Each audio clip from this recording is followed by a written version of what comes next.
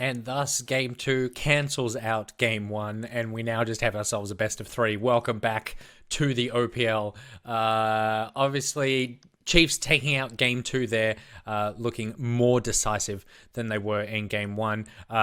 Juves, Chiefs draft. You had things to say about that. I still didn't like it too much. Don't think I don't think it's very good in the current state of the meta, but who am I to say that when they just won the video game? Uh, like the like it's yeah. Okay, explain why in the meta at the moment you feel like that Well, draft wasn't set up for a win. they have this they love blinding Karma mid, and like Karma sure scales into like a utility mid laner, and it can do things for your team and things for your ADC. But at a certain point, there's like a trade-off in which the pick isn't warranted for what you give away. And so what I mean by that is like they gave Azir. This is like Karma into Azir is like a free Azir lane, right? And like it's rare that you want to give Azir free lanes, especially without an answer. And so I don't care who you are or who your ADC is, but like if the Azir is like competent and it gets to your a three item stage, the Azir is gonna out DPS the ADC like 9 times out of 10, right? Especially with like a Taric, especially with a Camille. The fact that Direwolves couldn't hold themselves and hold the game in a state in which the Azir could get to those items Mhm. doesn't necessarily mean like that Chiefs had a good draft. That's why they won. It's just that Chiefs played better. Yeah, there's a couple things there, right? So, like, that's the Chiefs draft, and when you look at even what the Direwolves did in response, remember again, they were red side. They got the counter. They picked Camille into Akali, and Tien handled that matchup fine. Mm. There was jungle pressure top lane, and like this is something that the Direwolves picked for themselves. They've gone for a Taric bot lane into the Tahm Kench Varus, which I guess is like a nullifying pick. Like the Tahm Kench and the Taric feel similar purposes. They still died 2v2 down there doing that as well. And like, I think it's fair to look at the Karma blind and be like, this is not exactly the optimal pick, but the Azir didn't do anything. Mm. And at the same time, the rest of the map did a lot of positive work on their own. And like, I still look at the Direwolves in that respect for the draft and say, what exactly is the goal here? Is it a death ball where you've got a bunch of disengaged champions going forwards just because of the Taric ultimate? Like, is that how you actually want to play the game? And if that's a no, then why are you picking Camille last? The Rusty, we spoke at the end of last game that last game wasn't necessarily a true reflection on where Croc is at. That he's not. It wasn't necessarily that he is off form today. He looked much better in this game. How do you think he performed, and how much do you think that Chiefs relying on him is going to become a problem for them? I think it could be against like Legacy, right? And I don't know how much Dials will be able to exploit that. And so like let's look at what happened in this game compared to the first one that helped Croc out. Number one, didn't get late invaded, had the ability to actually start his camps. There was some mishaps with his bot lane 2v2, but because he was a Lee Sin, doesn't matter. He can start a camp solo and not lose health anyway. And then what he immediately does is he finds the threat on the other side of the map, which is Mir. And then the second he finds Mir, not only does he win the smite check between both of them, he just knows exactly where that trundle is and protects the correct side of the map. So it's weird because you could say that they have a reliance on Croc playing or carrying, but this game was more of a reflection of him just playing the map well, being in the right places and doing the right things, while his laners were honestly carrying anyway. Yeah, that's a good thing to say. It's important to point out that like while Croc maybe did Croc things, he played the game correctly. It wasn't him snowballing elite. It wasn't him getting successful ganks off. It was a bot lane kingdom, which Spawns talked about that. Katsuri, and I know the broadcasting were kind of hyping Katsuri up towards the end of the split, as in he was playing a lot better and finding his feet and becoming comfortable with CK. As we've seen in the last few games, they've solo killed them 2 games in a row now. And so Croc's job, again, he knew his job isn't to do things on the map, it's to keep tabs on certain individuals while Katsuri and CK popped off, because it was really a pop-off game from them. And so, what was it about the Chiefs game, Juves? Where in the game did it open up for them, and it became just the sort of the relentless victory that we sort of saw coming? It was just one instance, right? And it was like a lead up to that. So Tien got Chippy's flash in the 1v1, probably should have killed him, whatever, didn't kill him, but got Prio in that lane. Mid lane had Prio, mid lane was laning really well. Their bot lane 2v2 killed them and had Prio. All lane had a CS lead and everything like that. So with that assumption, they have bot river control, they have top river, they had just river control everywhere, right? Chief walked in, got river control. Direwolves tried forcing them out of river in a game state in which they probably had no means to do so. Direwolves were aggressive with the teleport, got the pick onto Lee Sin, and then it was just downhill from there. The Chiefs just outplayed them. Sometimes when you verse people in League of Legends, Nick Boy, they just click their buttons better than you. Right? Please, I'm in that situation. I was going to say, I've never had it happen to me, ever. But I've been told there's a phenomenon where they just click their buttons better and you lose sometimes. Mm-hmm. Rusty, is that what happened?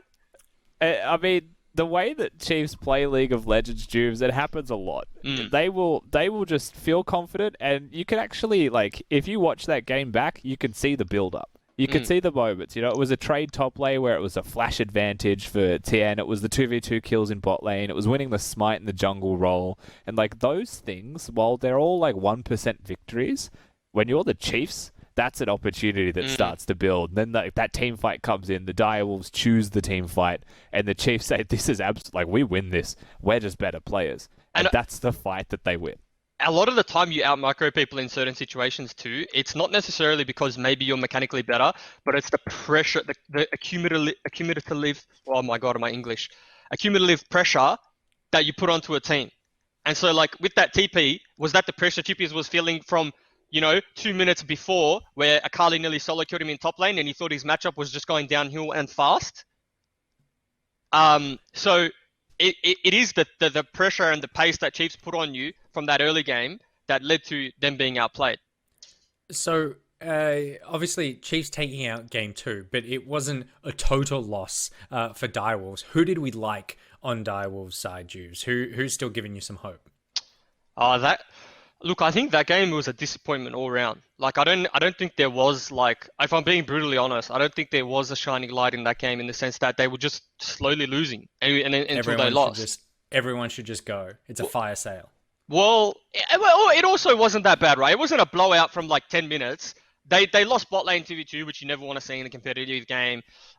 Mid lane was getting pushed in. Like, maybe the only thing I'd like to see is maybe a change up. I want to see Mia play to other lanes. Or maybe get some CC in the mid lane. Get LeBlanc in the mid lane. Something where there's something else to play around. Get me a CC bot lane, maybe a Nautilus Leona where we can go do something there. I feel like at the moment it's a little bit protect top lane, get top lane through a certain part of the game, and then we'll blow open the game.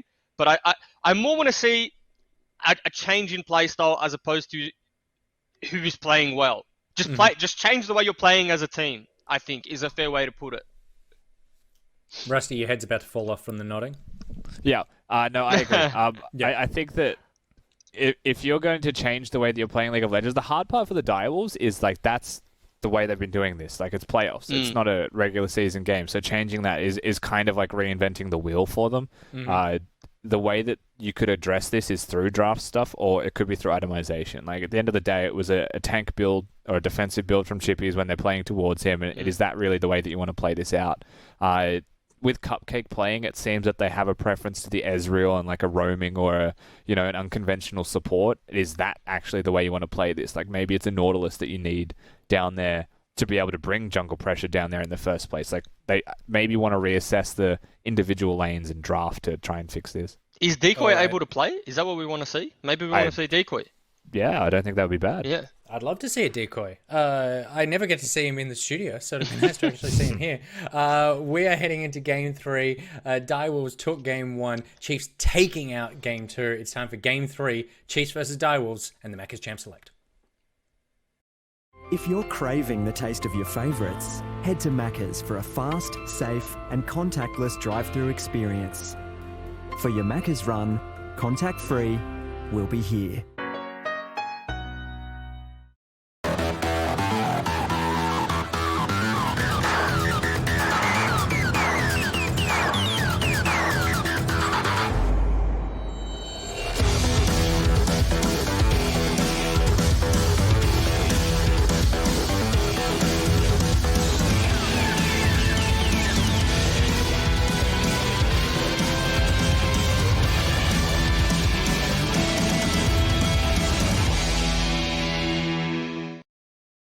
We are all tied up here in game number 3. Both teams one apiece right now as we jump back into draft again to sort of see what adaptations have taken place with that mini break.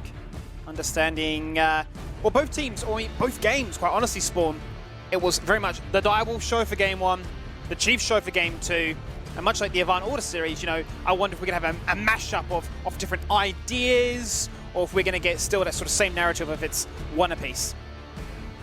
Skimmy. Yes. There is only one thing in League of Legends at the moment that breaks my heart. What's that, mate? Blue side Orden bands. Yes. I hate them.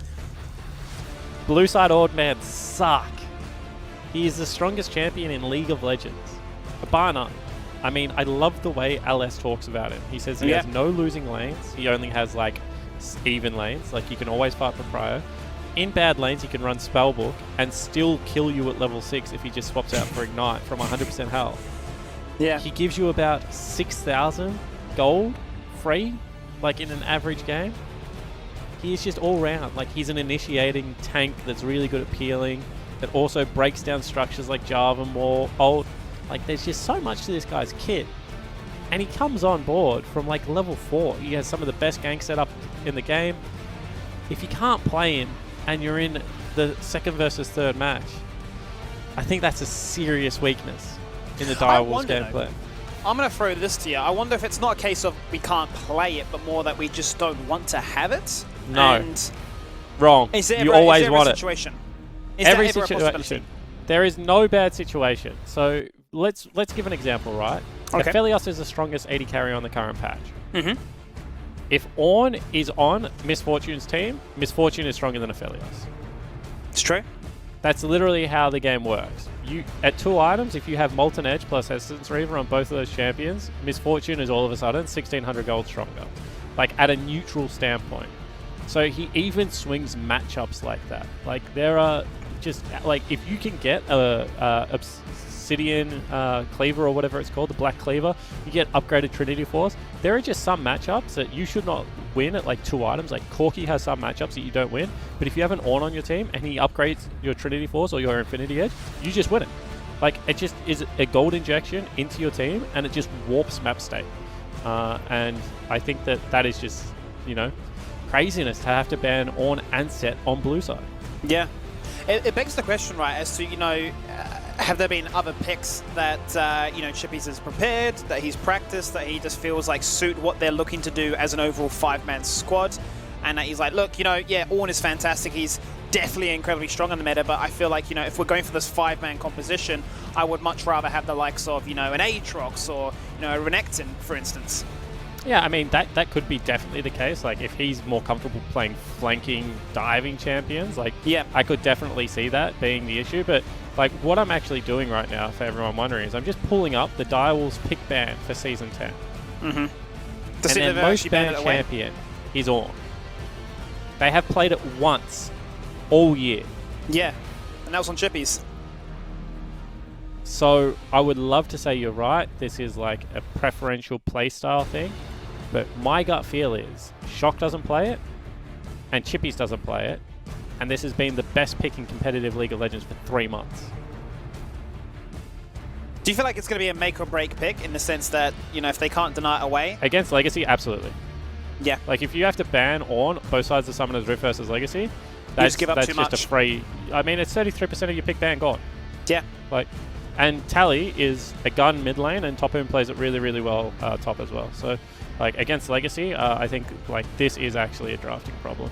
Unless Shock can play, like, Urgot into it and run over or something like that. Like, if he has a pick that... Like, Cassiopeia is pretty good into it, but we saw, I think, Tally solo kill a couple of people on that. Silas is supposed to be good into it, but in O's, we've seen it have no success at all. So unless there is a pocket pick that I don't know about, like an Urgot or something like that, I think it is just, like, a draft weakness. To be brutally honest. Right? Because look, you got 3 bans towards that top side. Yes, you ban away the Varus, which has caused them a lot of problems in the past.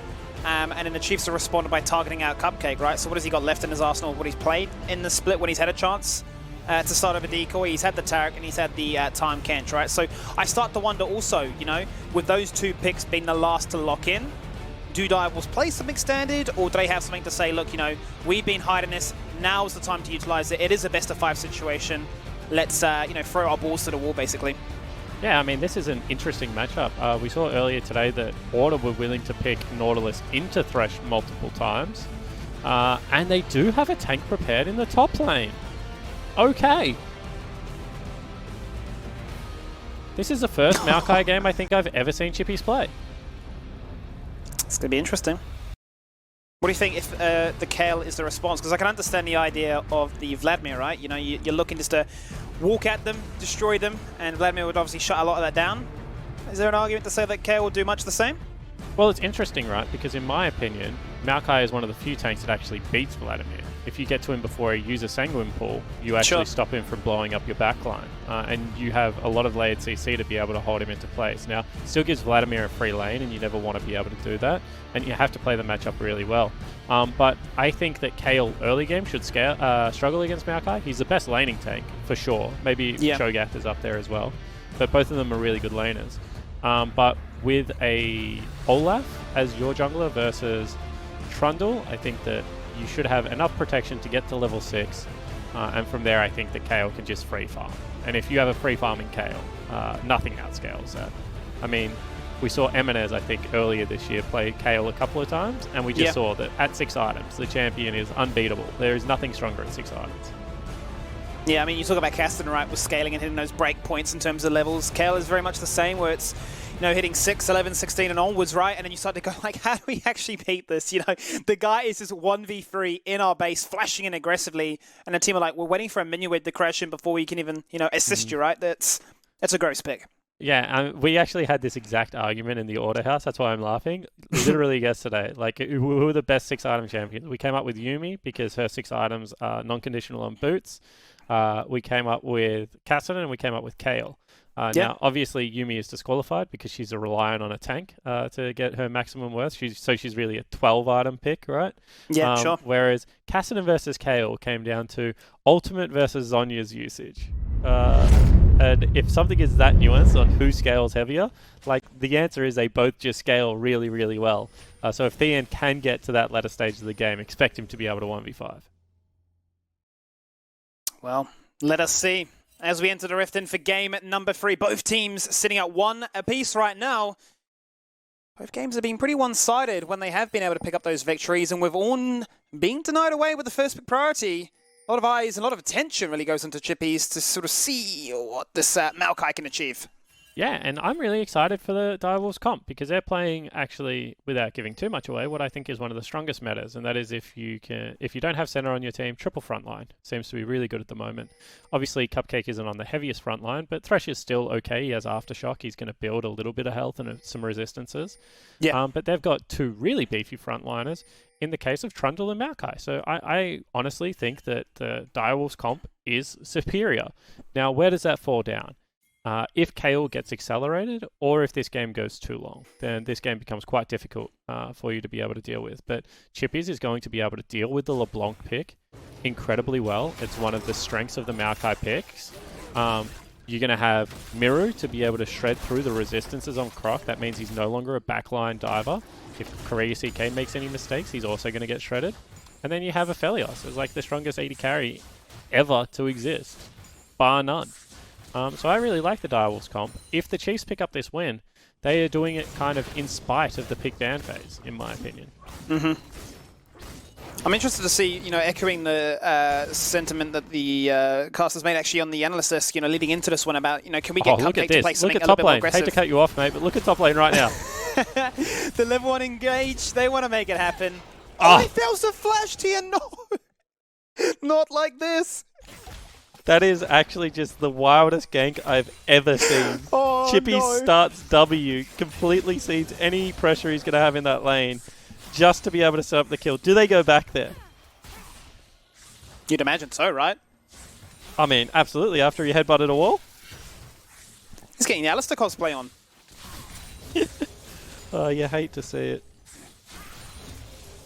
I was going to say, you look at the Cupcake adaptation here, the fact that he's now gone for, your Nautilus, Leona, your engage hook support to make really the ball roll. Whether or not Miru will show his face down in the bottom lane and really assist Vital to make sure that he can be the difference maker to go up against, Katsuri. But if we're going to see engages like that, where the Maokai is just like, look, I'll go to dub. I'm just going to go engage. Who cares about me finding, you know, CS advantages? I just want to bully this KL out. So there's no chance of that 6-item spike that you were highlighting. Yeah, Croc half health. There is no teleports on Summoner's Rift, so I think they could have gone for that dive if they were feeling very brave, Skimmy. But they decide not to. This top Scuttle Crab, not going to be contested. I thought with mid lane priority they might be able to go for it, but what a wild early game. This is not your conventional one. Yeah, Direwolves are so confident in throwing the first, you know, spanner in the works. You know, stick in the spokes of a bicycle. They're really happy to make the game kind of dangerous or spicy, whatever you want to say. Mm-hmm. And I feel like if they can continue to find enough of these curveballs, they have a genuine shot in this best of 5. Despite the raw laning power of the Chiefs, which is on full display, because the Chiefs are leading in CS everywhere, including the jungle. And first blood with an assist is worth 600 gold, and the gold is dead even. Yeah, it says it already right there. And the fact that Croc can just walk into this jungle and say it's mine. Miru cannot respond because he's been babysitting top lane to make sure that Chippies can find that value. And can really keep this KL at bay to make it a non-factor, given the fact that there's no summoners available on it. So definitely can't assist in any skirmishes that were to take place if a Drake were to be started. But, you know, as a result of that babysitting, Croc is just so hyper-accelerated. He's just so far ahead and clear. I mean, and this is a counter matchup, right? Trundle beats Olaf at most stages of the game, especially with Press the Attack. It's such a powerful spell for anyone that has to stay within bite range of you. For those that don't know, Trundle's bite is obviously auto attack reset, so it gives you Press the Attack really quickly, but it also saps AD away from the other user. Trundle's a really strange champion. He's like a legacy champion, if you will. Like, has really strange added movement speed, life steal healing on his W. Obviously, the Subjugate is like a lifesteal drain tank kind of mechanic where you sap away. Oh, good hook. Well, Career CK finds it. I called him Calvin Klein because he's absolutely styling on these members in the bottom lane. He's making it look this easy. Is just bot gap. This series is turning into bot gap. And it's such a contentious thing to say. But where is Decoy? Because Decoy and Vital look like the best bottom lane in the OPL. And this is 3 games in a row that I would argue that Cupcake and Vital have just been 2v2 outlaned. Now, obviously, this game, that's harder to say, because Croc was on bottom side of Summoner's Rift, taking away Raptors into Krugs and now into a Dragon. So there's obviously implied pressure from the jungler. But that's 22 CS at 5 minutes into the game. Yeah. And what should have been a kill if Katsuri just wanted to flash an auto him once. Like, Katsuri valued his Summoner spell and his ability to stay safe over picking up 400 gold there. That's all that was. Otherwise, Vital definitely dies. And he's forced to burn double sums to ensure that he does not fall on down. A shot looks to try and make something happen, but those chains will lock him in place. The move. And then that sort of turnaround. Claire, just, that's so confident. The Chiefs have their swagger. As you can probably tell, I'm a huge fan of the Chiefs team. I get along really well with their coach, Seal. I think that, you know, of all the teams, I was a big doubter of whether this Chiefs lineup was going to have any success, given their kind of inexperience and kind of the age of some of their players. But this team is so fun to watch when they are confident, because who else goes for a play like that? Extended trade into Cassio, dodging out the ultimate just because you can. That was really, really pretty from Claire there. Yeah, big flex. And that's what you sort of need at this level, right? Is the 1v1 skirmishes, those small little victories that can then compound and, you know, step by step build into big leads and, you know, allow these teams to find those massive advantages. And, you know, going back to your point, returning to it, you know, you start to wonder, was the game plan all along to have Cupcake in here for this entire Best of 5 series? Yes, they have the safety of falling down into the loser's bracket to take on Order, but, you know, is that something you're willing to do? I would say, you know, 10 times out of 10, no. Begs the question. Level 6 to level 5 in the jungle here, Skimmy. It is indeed. Mary forced to burn that flash. Definitely cannot contest it, and it's worrying, right? You know, you talk about the matchup, you talk about the counter to it. He's been countered so hard. And Croc, one of the only Olafs in the world that is still running this warrior Olaf, like all-out aggression. I wonder if that is because of the Subjugate, although he is going to be very squishy. as this game progresses. We're going to go wide from Cupcake here. Because what we've seen kind of start to rise in popularity elsewhere, Skimmy, is Cinderhulk either into Black Cleaver, or this game, I would love into Spirit Visage, because you look at what his job is, it really is to just be that frontline powerhouse. The hook will not land, and Cupcake takes that opportunity to flash flay. Does not connect with the death sentence, but that will be Maokai joining the fight with a TP engage. And Katsuri, how do you do it? A numbers disadvantage, but a bullet time, precise as can be. And it's a disaster. What is going on Summoner's Rift? A genuine 4v2 outplay. Teleport is expended. That is desperation. And the Chiefs bottom lane are completely styling on the direwolves right now. And once again, they are going to find advantages by taking out a Rift Herald as well. And it's becoming almost like a bit of a, I don't want to say a running meme, but you talk about greed. Well, it's always donated to them. They're just always able to get so much all at once. Well, the thing was, CK looked there, and his hook missing actually saved him. Because if he had have been on the front line, he's dead, right?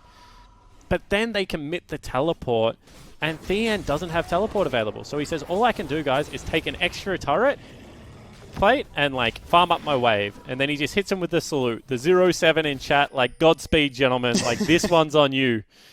And Katsuri and CK, who didn't burn their summoner spells in that earlier engage. Remember how I said they let Vital live by not flashing after him?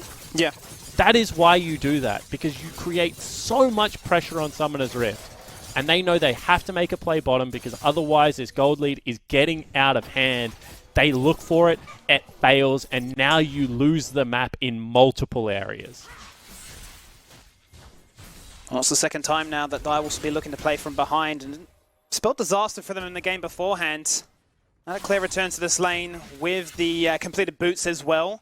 Got a blue buff to his name. He can just continue to look for those long trades where he can start on his opponent. Top lane, despite having such a big lead with that first blood, given the donation of a camp, hasn't really accounted for much. And the Kel continues to carry on scaling, not very far behind in the CS at all. So it's really in a situation where you'd want to see Direwolves try and force something. And I think that the wrong areas of Direwolves are under pressure right now. You said yourself, like, the Maokai pick has done its job. It got that first blood, which was really, really nice and cheesy. I like that. And now it's kept up. It's going to be a super tank. Like, don't get me wrong, Kayle will outscale in terms of damage, but people will struggle to kill Maokai this game, and he's going to make Claire's life very miserable. As Hook misses again, everyone bottom lane. It does indeed. Once again, the bullet time zoning out Vital completely, and the drive-by comes through from Miru.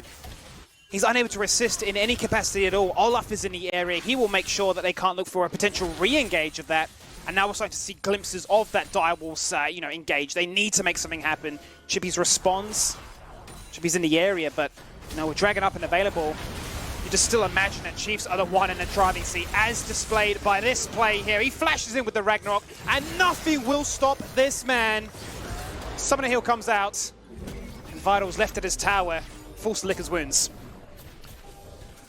Oh, Skimmy. I'm having flashbacks. Like, when the Chiefs are playing like this, how do you beat them? Like, it's honestly just, it's kind of demoralizing if you're the Direwolves. I think Chippies has played a really great game in this game. I will shout him out. He has picked a tank. He has had windows to roam. He's looked the goods. But Claire, just feeling it in the mid lane, is kind of ignoring Shock at this stage, right? Yeah. And Croc on his best pick, in my opinion. His Olaf has always been insane in a counter pick matchup. Is now 1,000 gold up, has picked up 3 objectives on Summoner's Rift, and there is a 2,300 gold lead between Katsuri and Vital. The guy that I said is the best AD carry in the OPL right now is being schooled. Well, there was a window, a few weeks back during the regular season when I was just so damn impressed with Katsuri. You're looking at him coming in from a rookie season. I've had great conversations with him over the course of the season of what his aspirations are after this. Wants to go to Worlds, wants to really make it on the big scene, sort of copy what a lot of these other players have managed to achieve in the OS region. And right now, his team are definitely in the driving seat to make that a potential reality. They come to the top side. One auto would have done it. He actually used the heal to try and get in range, combine that with his passive. Just out of range. Chippies will survive. Okay, so this time the AD carry sees red, says, "You're not going to get away from me."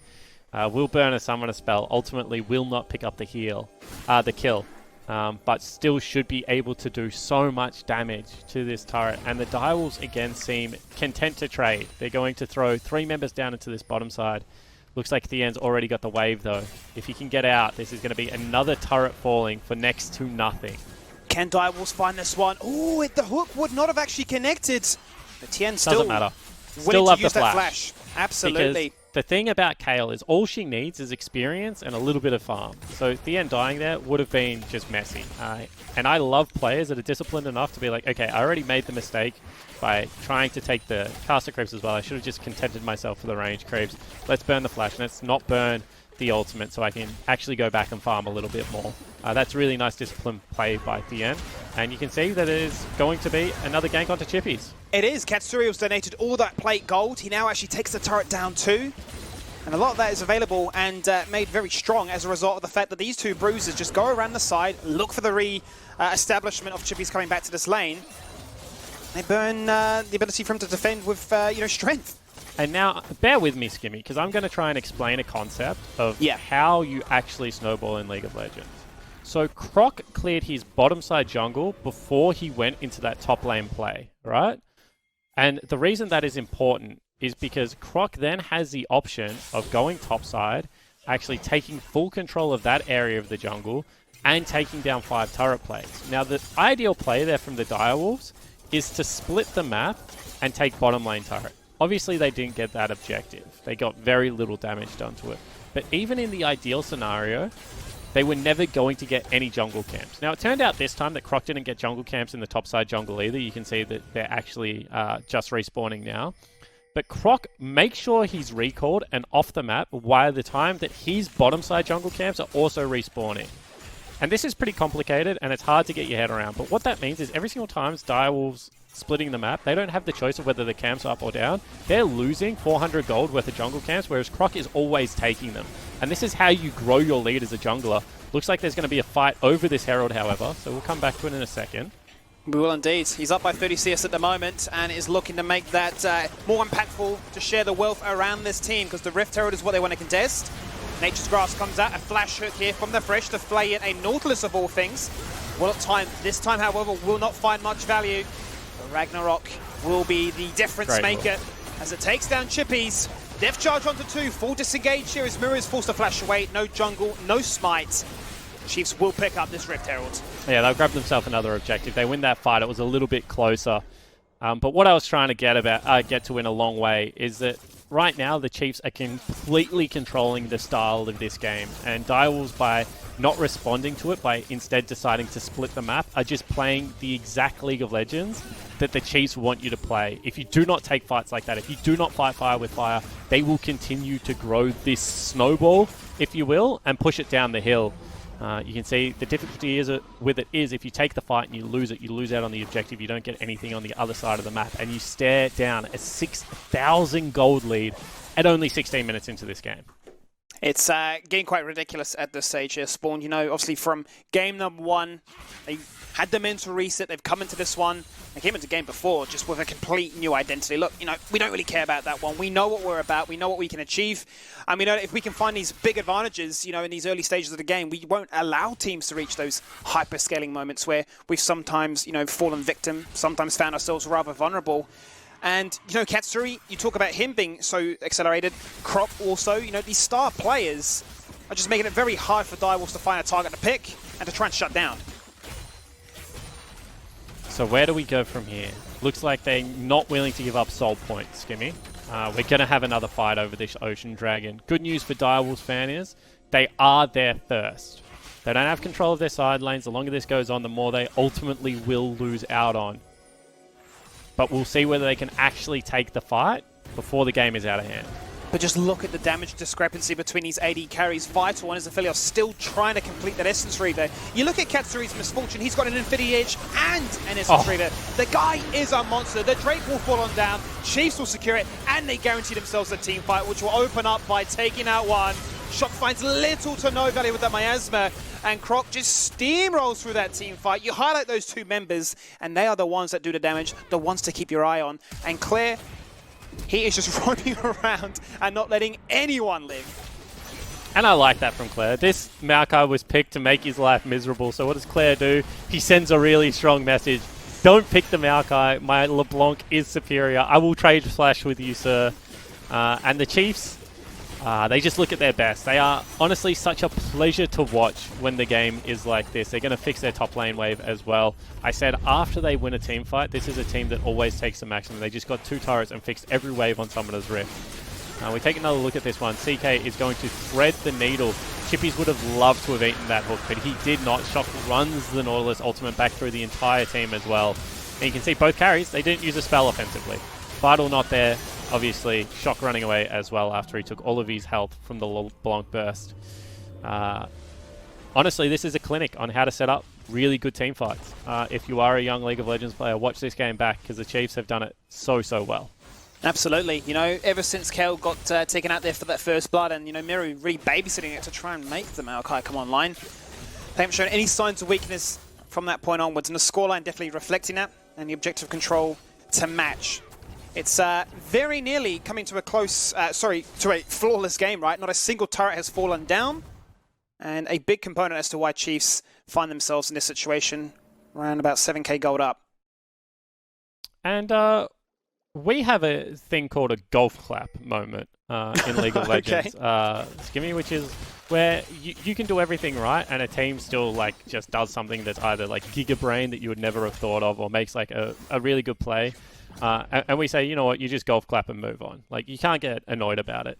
And I feel like this game is nearly like a golf clap and move on game. Like, what happened this game if we actually go back and think about it? Katsuri and CK smashed their lane. Claire baited out the first ultimate, and Croc farmed really quickly. Like, that's where the leads came from. It's not like Croc did anything special. While Miru flew topside to get his Maokai lead, which I think was a really nice play, Croc just hit camps really efficiently and stole away bottom side and got a big pressure advantage.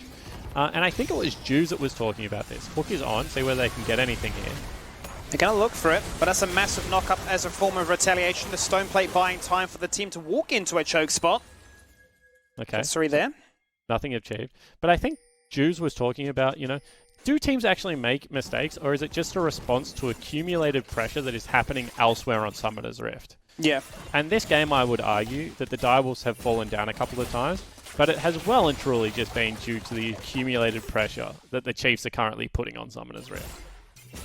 And do you wonder if that's, a response from these individual players that they feel like they need to, overcompensate? Okay, we're losing on bottom lane. I need to try and make something happen. And I feel like, Chippy's on a Maokai isn't what he's really synonymous with, right? It's not going to be his go-to pick where he can really look to try and carry this game on his own and find value in other lanes. But he still played it really well. You have to think about the windows he had where he rotated bottom lane. You have to think about the fact that he did make that teleport play.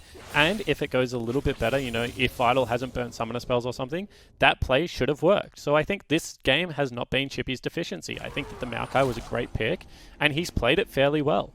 I think that, Miru being behind 2 or 3 levels in a counter pick matchup is honestly a disaster. Shock hasn't been able to win out on mid lane the way he normally does on Cassiopeia. If you cast your mind back to Kai's interview the last time we were in the studio, he said, we love playing mage into mage matchup because we just think Shock is better than Claire. Yeah. So they would have said the exact same thing with this Cassiopeia into LeBlanc matchup. And there is no way that the Direwolves came into today and said, we got to prop up Vital because he's playing against Katsuri and that's going to be a really hard matchup. The bottom side of the Summoner's Rift has been the biggest disaster and probably the biggest surprise as well. Whilst we have been building up how well Katsuri and Korea CK's synergy is becoming, I don't think anyone expected, solo kills, 2v2 kills, just outright CS dominance, taking turrets, 10 minutes into the game from the Chiefs duo. I think that if you had that written down on a piece of paper as a genuine win condition, I want to check your notes and make sure that the working out is okay. Because I would say the maths is off somewhere. It is interesting to me, though, as you stay there with the Shock argument. This is a guy that's blind picked his matchup on so many different occasions because he's like, I don't really care who I verse. I'm very confident against pretty much anything. Well, he's got 3,000 games on it. He's super confident. Teleport coming in, though. It is indeed. They find their target on towards Shock. He burns that Ceres to give him a bit of chance to try and get some form of damage out into this team fight. It's going to be Katsuri that just hyper-accelerates this team fight in his favor. He just gets a double kill to his name. He's going to look for that triple by taking out Chippies as well. Aphelios is able to pick up 1 kill by denying the clear roam attempt. But it's not enough for them to prevent this soul point being achieved. And Chiefs will definitely be looking to close this one out as they can go for a clean rotate between both Dragon and in towards Baron. Yeah, potentially could be the case. However, Rift Scuttle is going to be picked up right now for Vital. Really good job of kind of prepping the next objective. But this was a great setup team fight from the Direwolves. You can see they had an outright flank here coming in. And they're able to lock down key members. Chippy's going to fly in on the back line, going to be able to keep this fight going. But at the end of the day, Katsuri has more items than Vital, and 180 carry doing significantly more in this team fight than the other. Chippy's very tanky fellow, but not going to be able to live through all of that damage. And a 5-0-5 Misfortune. For me, player of the series right now would have to be Katsuri. For sure. And he's just putting on a master clinic of 80 carry. Definitely making a a statement on this roster, and once again demonstrating the fact that this is a team that just has so many threats across so many different lanes, and that's what I sort of really want to see here come out from Direwolves as a response, because that's what we've known them for. But they are falling victim to multiple signs of aggression. Once they sniff Blood Chiefs, they just never lose track of that scent. Yeah, they have real killer instinct, don't they? Like, it's not something we talk about all that much, but there are some teams that when they get ahead, they start maybe like trolling in air quotes. Yeah. This looks like it's going to be a contest, so I'll talk about it afterwards. Direwolves are coming in here. They're going to look to make this one a situation that they can maybe go for. They will not find it, however. Croc secures the Baron. Now it's time for disengage. And they just donate their kill across to Katsuri. Look at that. Yeah, mate, this is real ugly. Another 24-minute win, like if that's what you want to call it, because this game is irrecoverable for the Direwolves. And what I was going to mention, Skimmy, is, and I'm sure this happens in solo queue as well, there are some teammates where you get ahead, they start trolling, they start flicking emotes, they start dancing on people's graves. We've seen one of those teams play tonight already, in fact, I think. There is another team that when you are down, they, for the lack of a better word, just put the foot on the throat and make sure that you stay down. And the Chiefs very much seem like the team that when they get a lead, they smell blood in the water and they push every ounce of that advantage. And that's what we're seeing right now. That's why they close out so quickly and so cleanly. And it must be such a joy to obviously play as well, because you realize your power spike and you're able to utilize it. It's be a joy also for the coaching staff too, just to be like, these are players that just want to execute, want to showcase what they are made of, and really make a case for themselves in this region, which is what they're doing right now. They are looking to make this series a 2-1 lead. To take down that first mid inhibitor and keep Direwolves in a situation where it's all about base defense. One last chance to survive. Yeah, and the side lane Croc has come back again this game, so it looks like a deliberate strategy. Hook is on, however. Well, Maokai's going to go for the Twisted Advance, buying time for his team to try and find some form or angle. He actually gets out with the Fresh Lantern. A nice little disengage. They pay the price, however. Double inhibitors are achieved. The Chiefs disconnect. Look for a final shot, and they'll have plenty of map pressure with all these super minions flooding the Direwolf space. Yeah, that's really nicely done from the Chiefs. Generally, in that position, I would say you should stick around and try and close out the game. However, because they just burnt triple ultimates onto Chippies, and he didn't die, with the Fountain being in so much closer proximity for the Direwolves, it is just better to take the recall and come back onto Summoner's Rift. Now, if Chippies dies, you should push for a victory there, but right now they've got a little bit of Baron buff left up and available. They're going to go back, get themselves, red buff, blue buff, be on Summoner's Rift nice and early for the next objectives, and this should be a fairly stock standard closeout, Skimmy. And honestly, I'm really happy that the Direwolves played Chiefs tonight, because no one else wants to play the Chiefs when they play like this. Absolutely not. Especially off the back of a defeat. We've always talked about this, right? They are just so angry, and you just get, worried for whoever has to go up against them. They're angry gamers. That's a good way to put it. They're like, you beat them game one, and they're just angry gamers for the rest of the set. They're going to look to actually push this one out pretty clinically. We're going to see, Thean mid lane with the teleport, and we're going to see 4 people bottom trying to break this last inhibitor open. Claire at this stage just has so much AP, should be able to do a lot of damage for these turrets, along with Katsuri, who's got 5 items, if you don't mind. I mean, credit to Vital, where credit is due. He's kept up in this CS. He still has not fallen down in this game. He's the only one still to retain that perfect record. He's just unable to keep up with the battering ram that is this Misfortune. The Chiefs want to go for a fight. They will find it. Cassiopeia gone once again, and it's always this man. Misfortune finding the kills. It's going to be a triple for King Roberts. They're going to close out this game. The Nexus turrets fall on down. He will finish 9-0-5, and Chiefs will go 2-1 in this best of 5. And Skimmy, my friend, all I can say is golf clap, because when you look at how well CK and Katsuri played that game, down to the team fighting, the final engages, even the ultimate selection from the Nautilus was beautiful across the board. The Chiefs bottom lane definitely showing that even for, you know, a first-year player and a rookie, that they are very much big game players, do not buckle under this pressure, and have put their team on match point. They certainly have. They are definitely giving themselves a case of we're the strongest. We are looking to be the best. We really want to make ourselves go back into a situation where we take on Legacy and we give them that best of 5, that, you know, the OPL Classico revenge story, right? Where we could be up for hours on end, and they are one game away from that potential outcome. For, you know, the Direwolves, they've had these situations of great strength, but they've just been unable to really replicate it in games 2 and 3. And I'm very excited to hear what the thoughts of the casters on the Hangout session is. And that's where we're going to jump to. So come back and we'll see you after the break.